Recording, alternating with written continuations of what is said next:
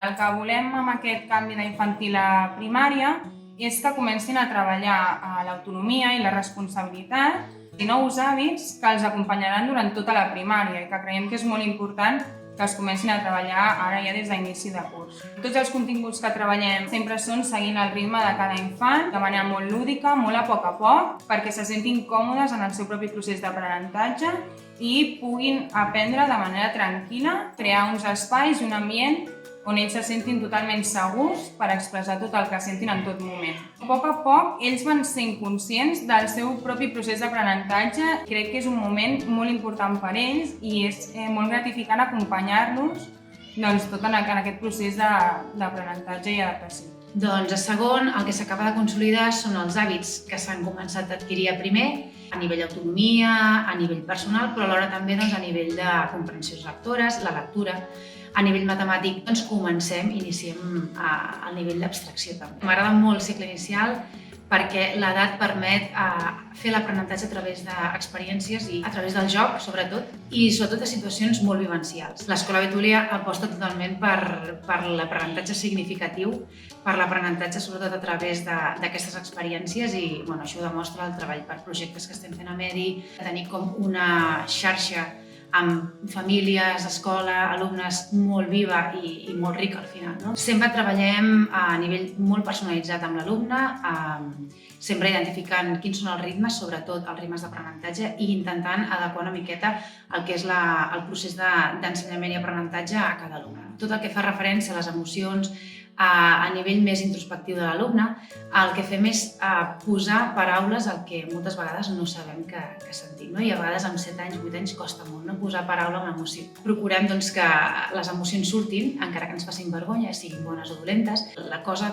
positiva de formar part d'aquesta família que és el Betúlia, una escola d'una línia, és el fet que el teu grup és casa teva. Maduren i creixen tots junts i el vincle que acaben formant, això és espectacular. Bàsicament, estar amb ells et dona com un punt d'alegria que et dura tot el dia. Estic encantada de fer segon i adoro el meu curs i el meu cicle, de veritat.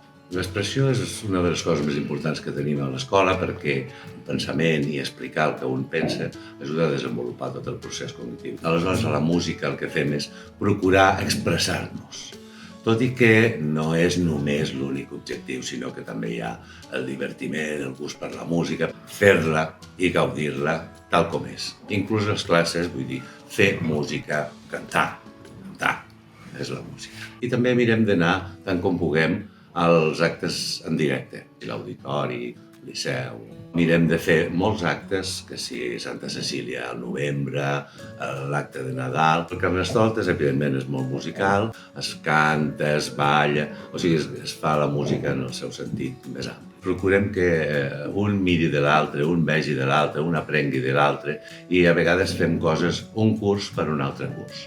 Per Nadal moltes vegades l'estrella són els petits que actuen pels grans i és tot una festa. En aquesta primera etapa, sobretot, li donem molta importància a l'speaking, al saber parlar i també a entendre ordres senzilles i a poc ja anem ampliant el vocabulari perquè puguin entendre i seguir una classe completament en anglès. Si tu entres en una classe d'anglès, et trobaràs que utilitzem molt de material on els infants el poden tocar, es poden moure per la classe, jugar, moltes cançons. De fet, a primer i segon no hi ha llibres, llavors el que treballem és a partir d'un centre d'interès, apareix un personatge i en aquest cas potser envia cartes o envia algun vídeo on els encomana de fer una missió i a partir d'aquí introduïm un vocabulari sobre un temari concret. I per altra banda tenim l'assignatura d'English in Use, que English in Use sí que és totalment jocs. S'ho han de passar bé, s'han de sentir còmodes i han de poder gaudir de tenir l'oportunitat d'aprendre una altra llengua que